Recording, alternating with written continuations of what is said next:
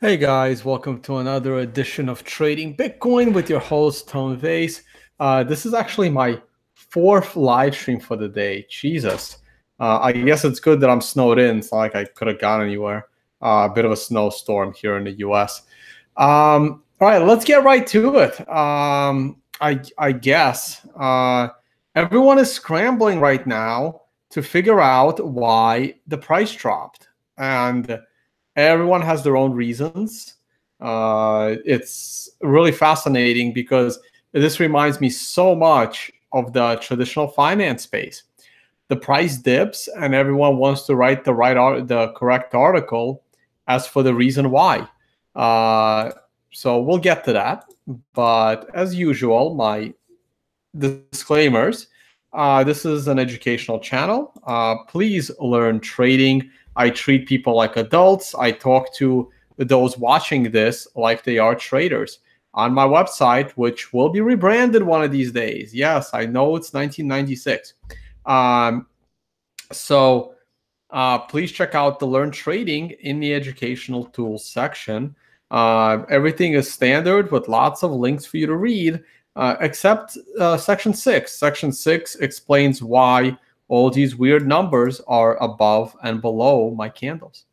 If all of my free stuff between videos and this page is not enough, please check out the consulting section of my website. It gives you information on how to get in touch with me for, more paid options to some of this stuff.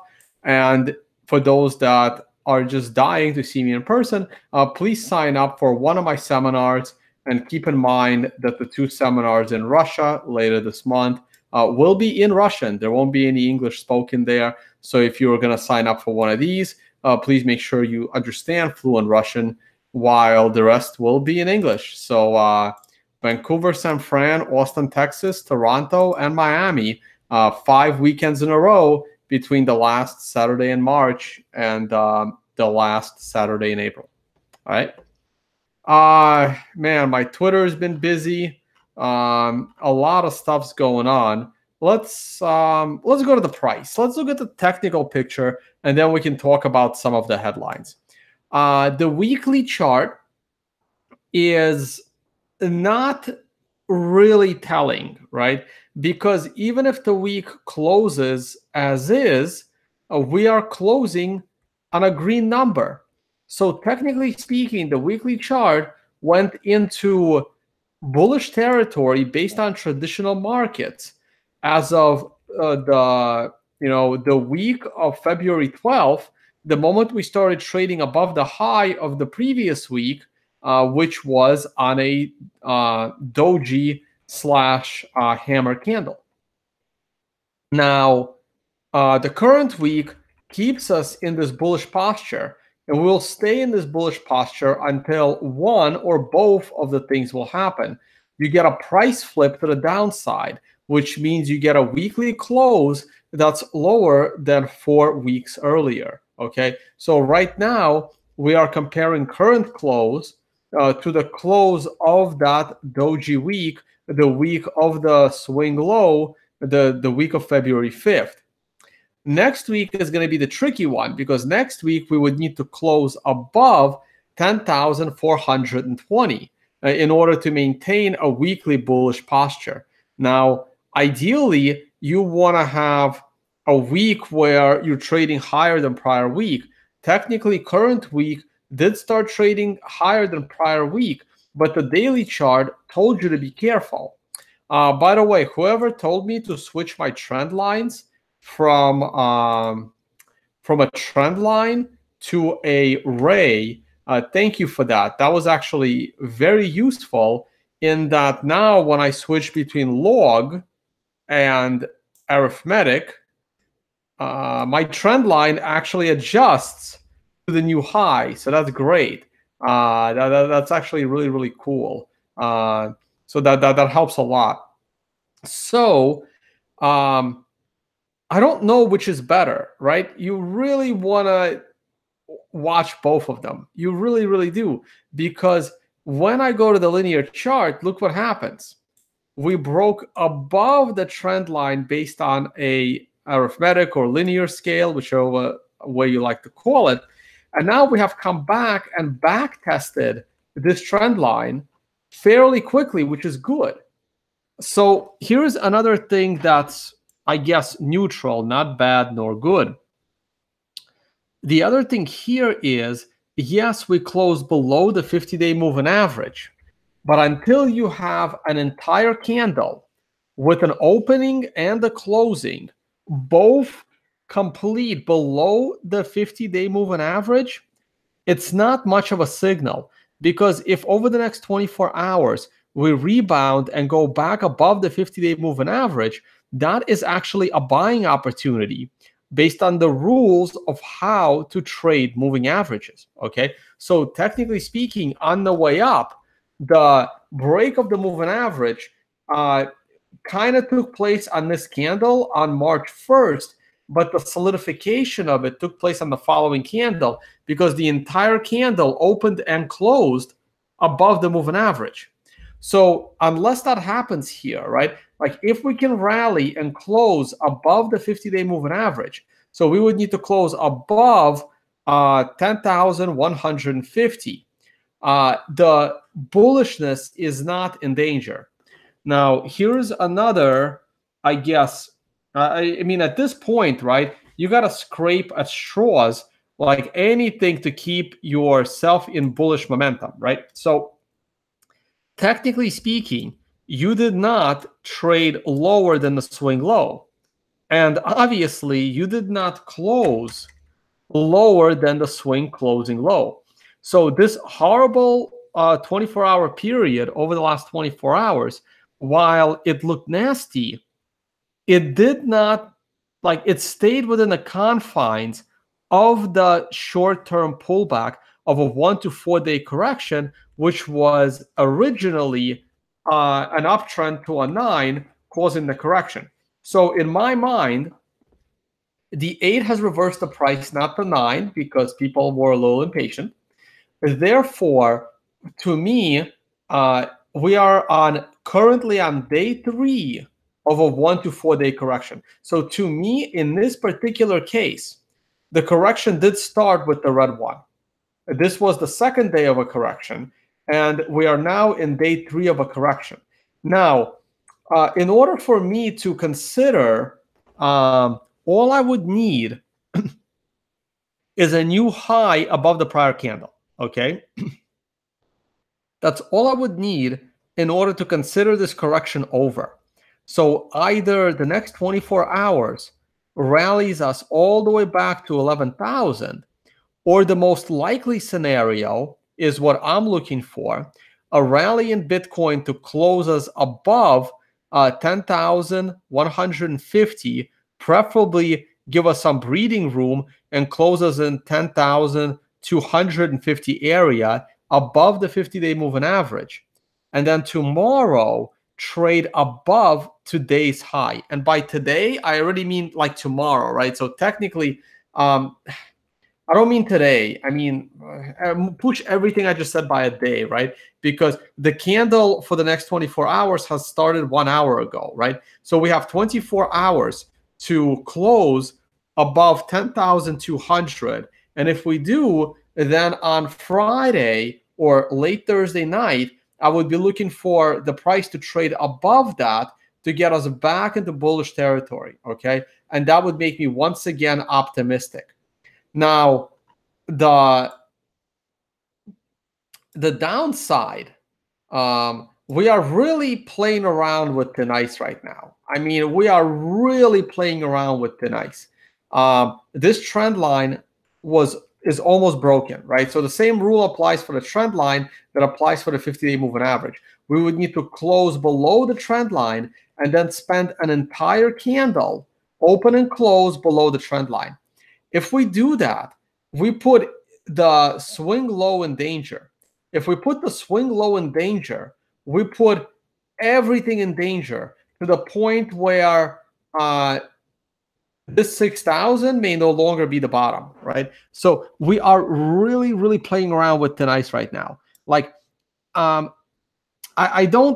try not to give trading advice, but if there was a time to buy the dip, It's probably now in this vicinity. The reason is, as an example, and I don't, again, like I have more people watching me, so I really got to be careful with what I say. The reason why it's, and I'm not going to say all in, but the reason why a dip buy here is somewhat safe is because your risk reward ratio is really good. Because if you know, bought the dip under 10,000 over the last, I don't know, 5-6 hours, you know exactly where you're wrong. And if we go back below this trend line, if the price of Bitcoin goes below 9,500, so you're really only risking about $500 in the price of Bitcoin. Now, if you leverage it at 100 to 1 and you lose 100 Bitcoin with it dropping $500, that's on you guys. You have to have proper risk reward management. But the point is, you know exactly when the buy the dip strategy went completely against you. And that's only a $500 move down, which $500 on 10,000 is, 5% for a volatile asset. So therefore, your upside is huge, because if we reverse from here, we have the potential to accelerate the moment we go back above $11,600 and swing us all the way to 15,000. So your reward is great. Your reward is literally 5,000 plus, $6,000.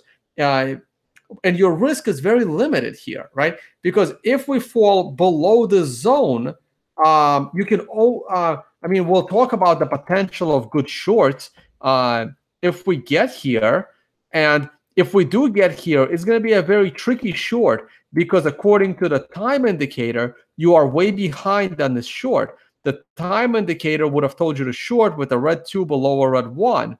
But being in the middle of a 1 to 4 day correction, and having missed the big first day of that correction, probably, it's not the best time to go short against the overall bullish trend. But once the bullish trend has reversed to bearish trend, you have to be careful with that short, because if that short is coming at the end of a 9 candle, once again, you're shorting too late, and you just have to admit that you missed it. You really want to have that perfect buy-in opportunity, so that can set you up, kind of like in this vicinity here, off of this red 9, where you're buying it into the swing off of a nice, swift reversal off of 6K, like what happened on February 6th. So buying the dip below 10,000 right now is basically, it's a little risky, but you're in the middle of a 1 to 4 day correction. Your risk is limited and your reward is fairly high. And if you're wrong, then you're wrong. You're not going to get every trade right. Okay. The 4-hour picture is, well, the 4-hour picture isn't looking very good, right? Here's the good news. Well, this 9 did come, and last night when I did this video, or this morning maybe, I think probably early this morning, I was talking about how this 9 was going to lead to a 1 to 4 day correction to the upside, but then probably was going to go down because the daily was not has not finished what it was doing. So that turned out to be a pretty accurate statement. Now you can see right here that all of the action took place on one candle. Okay, and if we zoom into the hourly chart, also notice that if you did trade the 1 to 4 day bounce to the upside, or you were watching the 1 to 4 candle bounce on the 4-hour to the upside, and you were trading this time frame, the time indicator would have told you to go short the moment a red number started trading below a prior red number. And a red 1 after a red 9 does not count, according to my rules. And this is how I differ from the traditional Wall Street indicator.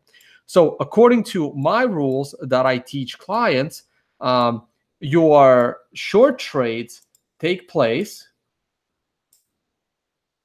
once a red number starts trading below a prior red number. And both of these on the 4-hour chart would have worked out really, really good. Now, obviously, I'm not going to be a hypocrite.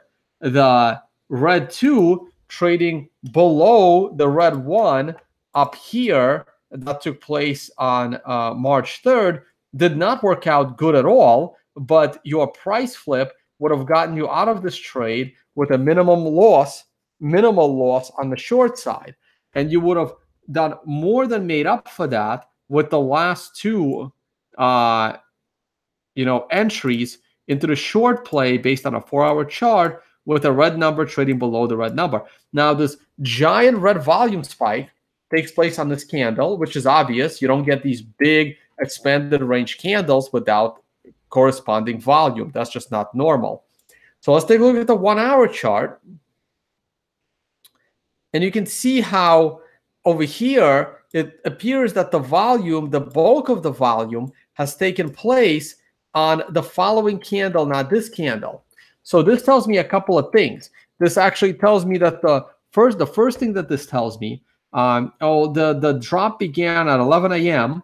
just as I entered my 2.5-hour live stream with South Africa. So I did not see this happen. I was informed during the live stream, and then we actually took a look. And we now have to zoom in because this is not enough volume information for me. And I know I always said how volume is irrelevant, and now I talk more about volume because I understand volume. I just don't find it very useful. Let's zoom in to the 30. No, I'm going to go straight to the 10-minute candle. I want to see what the hell happened. Okay. So, that would have been useful. I didn't. This wasn't rigged, guys. I randomly chose a time period. I was about to say 30, and then I was going to say 15, and then I decided to just go straight to 10 because I didn't want to waste any time. So it's nice to see that you got a 9 reversal on a 10-minute candle. It was probably there on the 15-minute candle as well. Yeah, there it was, a little bit late on the 15, and let's see how it was on the 5. On a 5, it wasn't very useful. So let's go to the 10. So you can see how the thing started to go down basically at 11:20. So towards the end of an hour. Now, this is why this is important, right? Because what this tells me is if I go back to the 4-hour chart, you can see that this candle, the big candle on the 4-hour chart starts at 11 a.m. And the 1-hour chart, sorry, I meant to go to the 1-hour chart. The 1-hour chart, the big drop comes also at 11 a.m. with the secondary at noon. And you can see how the noon had more volume. This is why we go to the 10-minute charts. Because on 10 minutes, you can see how selling started to escalate at 11:20. So 20 minutes into the candle, so 11:20. This was 11:30, 11:40. At 11:50, there was a little bit of buying. And then at noon, and then the big drop came 10 minutes after noon Eastern time, okay? This is important because this candle with a 5 on it that took place at 11:40 a.m. New York time, I mean, yeah, people keep asking me to switch to UTC time, but then I'm going to be confused. So this candle here that took place at 11:40 with the big volume is actually comparable in size to the capitulation candle, which was the final drop. It's also nice to see that the ultimate low was already where buying support came in. Okay, now this is good. And this was the result of the Mt. Gox trustee being a complete dumbass and selling their coins on the open market. Okay, there's no other way to call Nabauki Kobayashi, which now gives me a what do you call it? Usual Suspects flashback for the older watchers in the crowd. So this dumbass or idiot or whatever you like to call him decided to cost himself a shit ton of money by selling a bunch of Bitcoin on the open market, which is one of the dumbest things you can do. And it's kind of obvious that this person is not a professional trader. Okay, assuming this is one of the causes, right? Because Bloomberg wrote how the SEC caused it, and this morning everyone was talking about Binance, and most likely, if this is true, if the report is true that he actually decided to sell 18,000 Bitcoin on the open market, this is totally stupid. Okay, like even the U.S. government has more sense, right? Because the U.S. government confiscated 400,000 Bitcoin. Remember, 400,000 Bitcoin from Silk Road, which happened 4 years ago now, back when there was significantly less Bitcoin on the market and exchanges were a lot thinner and the price of Bitcoin was actually lower. And the US government managed not to dump all of the 400,000 Bitcoin on the open market. They sold them in private auctions. In fact, there is another private auction that's about to happen now because there's plenty of hedge funds and there's plenty of people that are willing to buy that because they have this kind of money. Okay, there are people with tens of and hundreds of millions of dollars that are willing to buy your Bitcoin off of you directly without it affecting the order books. There are specialists that will match you with people trying to buy this stuff in bulk. Okay, so all you're doing here is hurting your own. Like you are supposed to be responsible for the. Anyway, I'm gonna save it for tomorrow morning's news show about how dumb this is. But again, assuming these articles are true, all right. So let's just get to the price, okay? Something like this. If this was some idiot that doesn't know how to properly liquidate a large position, this doesn't actually scare me all that much. And those that panic during this move will probably regret it, okay? News events, no matter how horrible those news events are, news events cannot change the overall trend of a market. It doesn't work that way, okay? No matter how good the news is, no matter how bad the news is, it will not reverse the overall trend. If the and sometimes it's hard to say what the overall trend is, but if the overall trend is bearish and this was a head fake, then the market will continue to go down to new lows.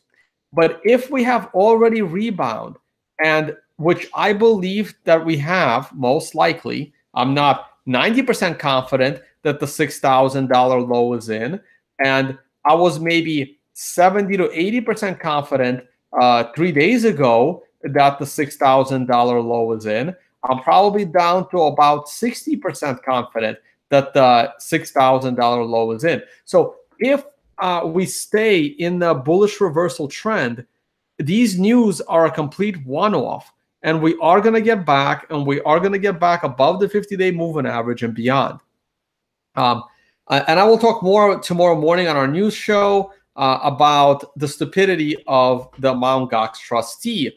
And I guarantee you that he has already gotten hundreds, if not thousands of phone calls calling him an idiot for what he's doing and offering him significantly better options to liquidate his Bitcoin at a much better price than dumping it on the exchange, only causing harm to himself by getting less money. Okay, that's pretty much it. I don't really have anything else. Earlier today, I was in a debate over the big blocks. Here's the 10-minute chart, by the way. I don't normally look at 10-minute charts. I used to trade 10-minute charts when I was a day trader trading S&P futures. And you could have, timed the the buying opportunity at 12:20 by following the time indicator. And I don't know if you would have held through all of it, but there was a nice indication. If you did hold through all of it, there was a nice signal at 5 p.m. Eastern time, 5:10 p.m. Eastern time, that it's time to exit that trade. So once again, I really like the numerical indicator. Let's go back to the hourly chart so I don't get confused for later. All right. Still working on the code. Just when I think the code is done, we find a bug and back to the drawing board. So trying to do my best to get the code out this weekend, latest version. Still gotta be a client. Still gotta be a client to participate. Oh, unfortunately, guys. But there are free versions. You can go and find them. I don't know how accurate they are. I just know that hundreds of hours were spent coding the new one. So I hope other coders are either significantly better or as diligent. So we did take a look at Bcash for God knows what reason, but I'm very happy to see this pattern. I am also very happy that the price of Btrash is almost at the price I dumped all of my Btrash at. In case people are curious at what price Tone Vase dumped all of his Btrash, I believe I dumped it in early September or late September, and I dumped it somewhere in this area right before it went all the way to 5%, and I was able to get 10%. So I got out probably my best guess around the last week of September to get like 10% on the value of my Bitcoin. And we're almost back there, right? And I can't wait till this thing goes to where it belongs, which is in the dumpster. That's about it. Monero, still fighting that weekly trend. Monero daily looked good. Again, this green line tells me that in an earlier podcast, I mentioned that there was a buying opportunity here on Monero as of January 3rd. And the price of Monero rose, not January 3rd, what am I doing? March 3rd. And the price of Monero rose from 0.0318 all the way to 0.034. Now, of course, you have to get lucky to exit at the very top. So hope you were. And this is still in a bullish trend, right? But now it's getting dangerously close to a 9, and it's already starting to go down. That's all I got. Stock market, didn't even look at it today with all the, again, by the time tonight's over, I would have spent close to 6 hours live streaming today. And almost as much time prepping for all these live streams and, coordinating with people. So that's my day. That's full day's work, plus code testing, which is, again, delaying the code. All right, that's enough yapping from me. Looks like 30 minutes. I'm already 30 minutes in. Let's get to a couple of questions. Thank you, Corey, for doing questions. Hi, Tone. I know that you hate using volume in your trading decisions, but surely the pathetically low buy volume and very high sell volume and long candles must be concerning. No, that it's actually not concerning, right? Because here's why. It's not really concerning to me because missed a phone call. All right. From someone that knows I'm on a live stream, so or should know I'm on a live stream. So I want to make sure that everything's good, audio, video, everything seems to be good. All right, screen share. Volume is not really concerning, mostly because this low volume at the end here, like this volume, this big volume could have been in reverse, right? And it does seem like this current big sell volume is a result of one incompetent trader and not any kind of, sustained global selling yet. The key word there is yet. So because news events explain to us where this big volume came from, and this big volume is fully explained, I can't wait till this guy sells the rest of the Mt. Gox coins. So that's like another bear whale being slayed, because once coins get into the hands of people that want the coins, selling volume starts to reduce and only buying volume is left. So it's like they say, when the last guy finally sold, that's when the market can actually bottom. So if this guy is sitting on 160,000 more Bitcoin that he needs to sell in order to give money back to the Mt. Gox victims, then, people might get scared and sell now, waiting for him to sell. But guess what happens? If everyone now panics and starts to sell, this guy may have to, the price of Bitcoin would be cheaper, and he's going to have a lot more OTC buyers that are willing to take it off his hands without him dumping it even more, right? And this is where regulation will one day come in, right? And I know you guys hate the word regulation, but here's the thing.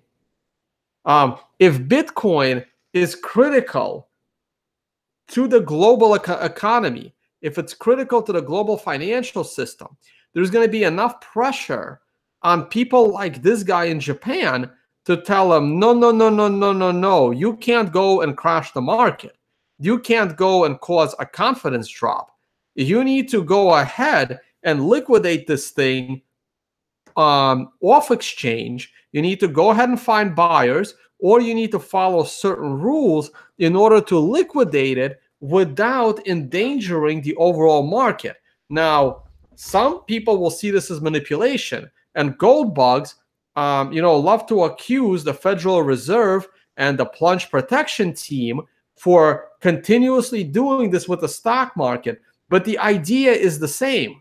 See, you can't be a hypocrite here, right?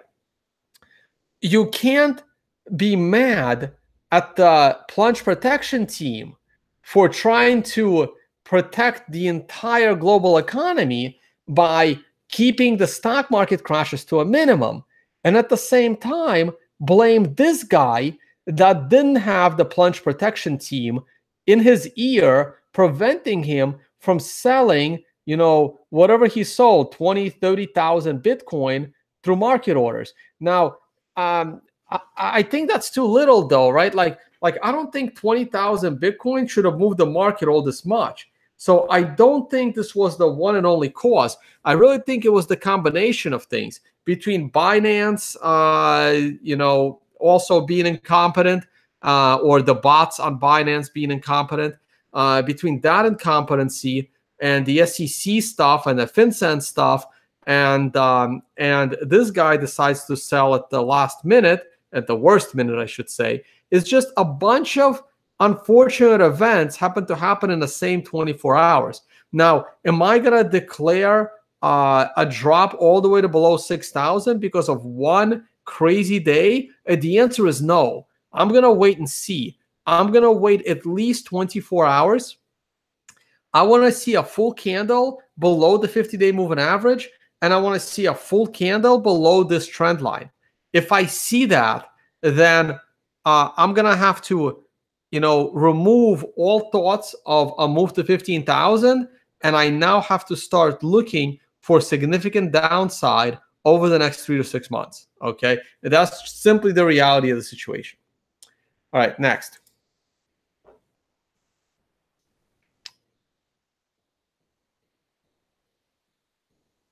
How come you don't do videos in your car? Because I'd like to stay alive and give you guys more videos in the future. Next. What do you think of Max Kaiser? Somewhat similar background, craziness versus legal. I don't know what that word is. But both, are you saying he's similar to me, or is he similar to someone else? Um, yeah, I mean, we're both busy. I gotta get in touch with Max Kaiser again. I'm gonna be on his show sooner or later. Me and Max are already in touch. Me and Stacy are already in touch. It's just a matter of coordination. Um, like I don't want to do Max Kaiser from my living room, guys. Like if I'm doing if I'm ever like in the same town as Max Kaiser, I'm gonna try and coordinate a show. It would be great. I would love to go on his show. Um, so my opinion on Max Kaiser, I will always keep Max Kaiser like up here above everybody else, and here's why. If it wasn't for Max Kaiser, I probably wouldn't be in Bitcoin, right? It wasn't Andreas that got me into Bitcoin. It was Max Kaiser. I heard about Bitcoin for the first time in 2011 from Max Kaiser. I should have done more research. I should have looked at it better. I was watching Max Kaiser throughout back in 2011, late 2011, I think, into 2012. I was, or maybe even early 2011. It's hard to remember. It was so long ago. But I did hear about the WikiLeaks situation from Max Kaiser. So, I mean, I'll always have respect for Max Kaiser because if it wasn't for him, I probably wouldn't be in Bitcoin. It was Max Kaiser and Capital Account, another show on RT at the time. And they were the ones that put Bitcoin on my radar. And then in 2013, I eventually, bought my first Bitcoin. So that's what I think of Max Kaiser. I think that he's a very charismatic guy. He has a popular show. I never really liked that he did Startcoin. I didn't like that he was promoting things like Cork. And I mean, he went a little too old coiny for me. But again, if Max Kaiser didn't exist, I probably wouldn't be here, right? So there are some. Let's just say I'll take it easy on Max Kaiser. I'm not gonna put him through the ringer of advertising things I don't approve of, like I do with other people, right? All right, next. Hey, Tone, do you see a double top on the 4-hour chart? I do. There's actually even a double top on a daily chart, which you don't see at the moment. But there's clearly a double top on a 4-hour because there's a double top on a daily, and a 4-hour is just a weaker representation of the daily. So I do see this double top on a 4-hour. Now, we're also getting dangerously close to a double bottom. So what happens, right? You're going to say, hey, Tone, so you don't believe in double tops and you don't believe in double bottoms. But if you have both of them and you have a horizontal channel, what's going to happen? Well, one of them is going to break, right? And this is the trick to trading. You want to put the odds in your favor. You want the odds of trade in your favor. So one of them is going to break. And once you realize which one it is, you jump on that trade, okay? So yes, if we reverse from around these levels, there will be both a double bottom and a double top, and one of them will not last, and the other one of them will be broken, and the other one will stay forever. And my answer is, of course, it has to be, because once you end up in a horizontal channel, you end up with, double and triple tops and double and triple bottoms. But that's okay, because once you figure out which one is breaking, boom, you have an awesome risk-reward trade. Next. Tone, I've never heard you talk about Forex. Any thoughts on applying these trading skills in that arena? So the original use of the mark indicators was created for the Forex market. So he was a Forex trader. So the first place where this indicator was actually used was in the Forex space. And then it was very popular in commodities, and then eventually it made its way into the stock market. Now, the reason why I don't talk about Forex is because Forex is the only market that I've never actually traded. I've traded all kinds of equities, ETFs. I've never traded bonds actually either, but I've traded bond ETFs. I've traded futures. I'm an options trader, traded all kinds of futures. And I've traded crypto. I've traded so much stuff, but the only market I never traded was Forex. So, but the skill set of technical analysis, of course, it applies to Forex. I'm just not an expert. I'm just not a specialist in that arena. All right, next. If Bitcoin drops to $1,300, would you go all in on Bitcoin? I don't know. I would like to think that I would, but I would be scared shitless like everybody else, right? I would also probably be in a very rough financial situation. And you have to keep in mind, how does Tone Vase go all in at 1,300 when I have absolutely no fiat income, right? Like I have almost no income, right? So I have no cash to go all in with. Would I sell my apartment to buy Bitcoin? Maybe. I'll consider it. Though I like my apartment. You can see it behind me, and there is another floor up there. And I had this apartment for a while. And so would I sell the apartment? Because I'm not going to get much for my car. My car is I'm not driving a Lambo here, right? So I'm not going to get much for my car. I mean, my only option is to sell the apartment. That's all I can do. Right? I'm not going to borrow money. I don't want to deal with borrowing other people's money. So I can't actually go all in, right? But we'll see. You know, let's talk about that bridge when we get there, right? Let's cross. I forgot the slang. All right, next. And thank you for the tip on the next question. You said in a recent live stream that you shorted the housing market back in 2005, 2006, but ran out of liquidity. What made you short it? Were you reading the mortgages? No, I basically came back from grad school and I learned how to be a trader and I started to become a trader. And like, I owned a place like before I went to grad school, and my family has owned real estate. And like, I just like between my family and between having some experience in real estate, it just like the prices were just out of control. It was just out of control. And I played a hunch that the real estate market is going to tank, and I was just 6 months early. If I did everything that I did, but started 6 months later, those last set of trades probably would have started to be profitable, and hopefully I would have stuck with them and doubled down and doubled down. So I could have been very rich in 2007. I just ran out of liquidity. I don't remember what caused me. I remember DR Horton was one of the stocks I was shorting, and then there was something with the letter U, another big like home builder. Yeah, so I don't remember the details, guys. It was a long time ago. It was over 10 years. It was 13 years ago now. So I don't. If I look back at all of the housing equity tickers, I'm pretty sure I'll remember. I can also log back into my old trading account. No, I can't. I closed that because I got a job at Bear Stearns after that.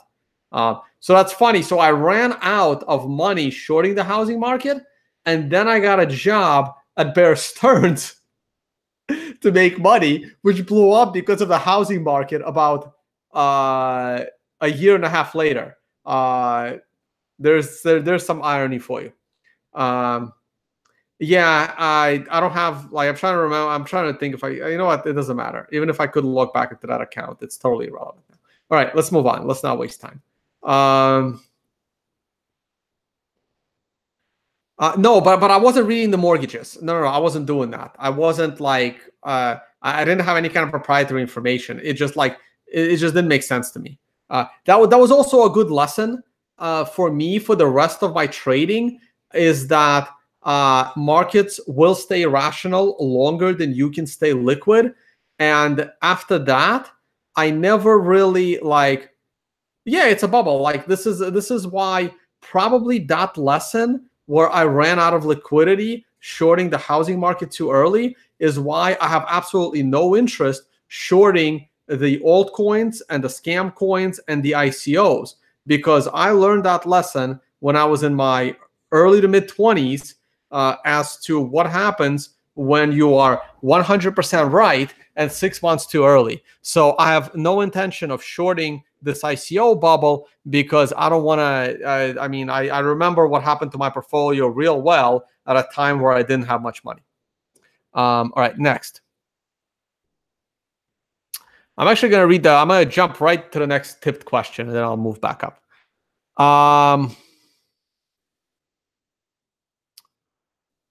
Can you talk a bit about stop loss strategies on a long trade when you do move it up from the swing low? Okay, so I have a feeling you're new to this channel because I talk about stop losses all the time.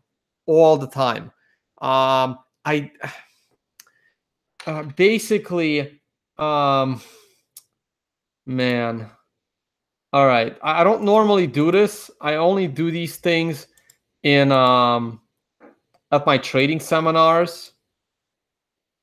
But here's a 1 minute chart. Okay. Here's a 1 minute chart. My 2 has just traded above the 1. Nope, they're both red, so I can't even do that. So let's wait a few seconds. I mean, again, this is like this is educational purposes, right? All right, so I'm probably not going to get a bullish trade here.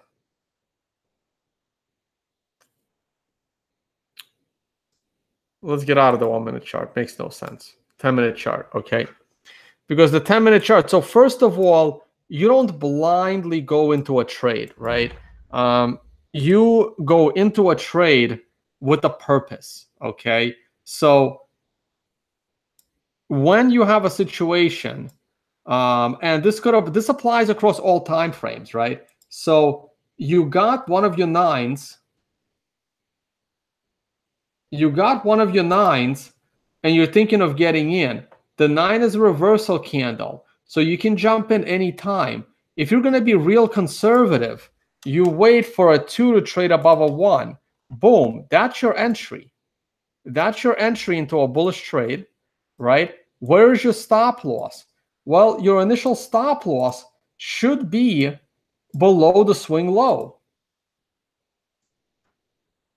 right? Now, once you start making highs, you can probably raise this stop loss, and I like to use prior candles low. Here's the tricky part, right? The tricky part is this. After this next candle, do you raise your stop loss all the way to here? Because if you did, you got stopped out of the trade. Now, even if you got stopped out of the trade, that's okay. That's trading, because you'll get another chance. Your next chance for a bullish trade is all the way over here, right? I know, so sorry, audio podcasters, right? Because in this situation, these are 10-minute candles. The 2 is not trading above the 1. The 3 is not trading above the 2. The 4 is not trading above the 3. This is your next potential bullish trade. Your stop loss is the swing low. When you made a decent amount of money, probably somewhere near the top of this 5th candle, I would immediately raise the stop loss, probably to the bottom of the entry candle. The moment this 8th candle starts to show up, or maybe even all these dojis, there's no way I'm going to let this trade cost me money. I'm raising it to above entry.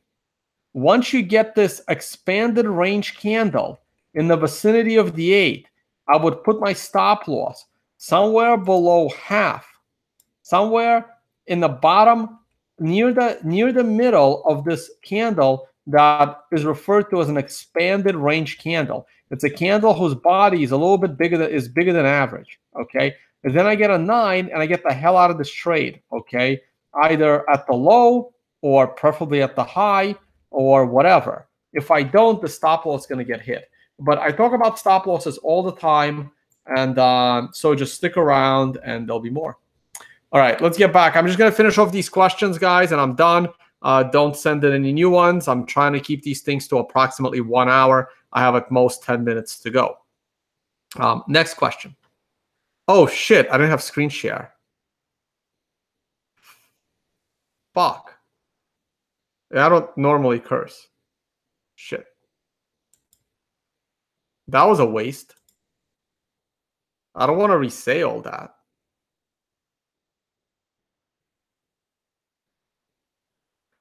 I think I'm gonna move on, guys. I don't want to re-say all that, and I always throw in a stop loss anytime I mention potential bullish or bearish trades. So stick around my YouTube, you'll see it. I don't want to redo it. Oh well. Let's move on. What do you make of Peter Schiff's argument on why BTC ain't worth jack? I don't know what Peter Schiff's argument is, but I know what Peter Schiff's argument is for gold, and it's been the same argument for the last God knows how many years, and he's been very wrong across the board on that. So why do people listen to his views on Bitcoin? I don't know, right? Like he couldn't be any more wrong on gold. So why does it matter what he says about Bitcoin? Next. The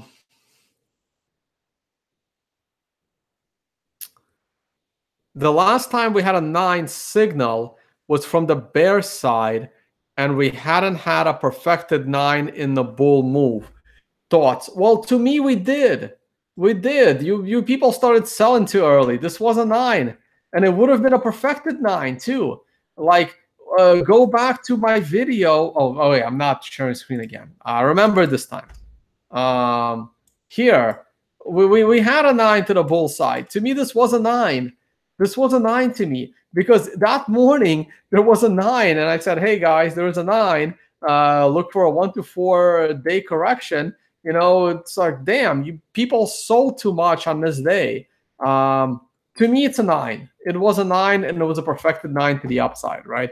It's not going to be that way, you know, for the rest of time, but this was a 9 to the upside. The thing is, you don't want a 9 to the upside, right? Like, it's actually good.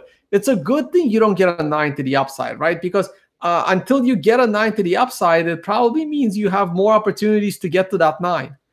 So not getting a 9 is also not a bad thing, right?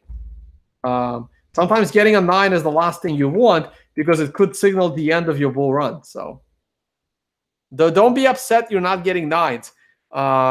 It makes your trading harder, but for a bull market, you don't want to see 9s. You want this thing to just go up and frustrate both traders and bears. Next. Tone, do you always keep a percentage of fiat available to buy possible future dips, or how do you approach having something available for when a dip happens? No, I don't have fiat available to buy dips. I pretty much live in the world of Bitcoin. I have used all of my fiat to buy Bitcoin, and I have used the rest of my fiat to, live my life. And I have to liquidate Bitcoin in order to pay my bills. So, no, I don't have spare cash to buy any dips. Next. What are your thoughts on Russian investment opportunity, being that you're more familiar that most of the country? No, I don't want to. I wouldn't invest anything in Russia. I don't like their regulatory structure, assuming they have a regulatory structure. I don't know how to play the bribe game. I don't know how to play the corruption game. So I don't have any political connections. I don't have any major business connections. So I have absolutely no interest in doing any kind of investing with Russia. Just because I can speak the language doesn't mean that that translates into being into having good investment opportunities. Next. No, that's it. Actually, I'm about done. Sorry, guys, that I screwed up on and I wasn't sharing screen. I thought I was. I wasn't. Now everything's backwards right now. I'm going to call it a night.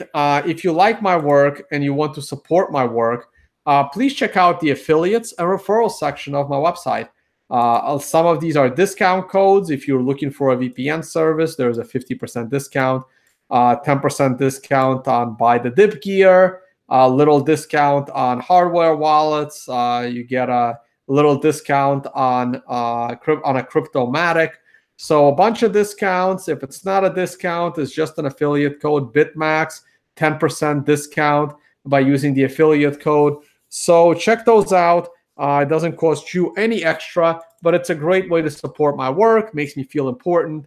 Makes me want to keep doing what I'm doing. All right, guys, and thank you so much for watching. I did have I'm looking at 1,300 live viewers at the moment, starting to trickle down. And I'll see you all tomorrow morning with Leah and hopefully Jimmy. And we'll talk more about the Mt. Gox situation with the sale of the Bitcoin, probably some more regulation. And God knows what's going to come out in this news cycle over the next 24 hours. Please check out my interview with Simon Dixon from earlier today, and also my debate over big blocks and forks and Bcash from the group down in South Africa. Oh, one last thing. I'm putting everything into playlists on my YouTube channel. Like On the Records are going to be in a playlist, and morning and news shows are going to be in a playlist, and these videos of trading Bitcoin are going to be in a playlist. And so you can start, following the playlist of your choice. If you like, someone said I should do that, and I am. All right, talk to you all on the next one, and good luck trading.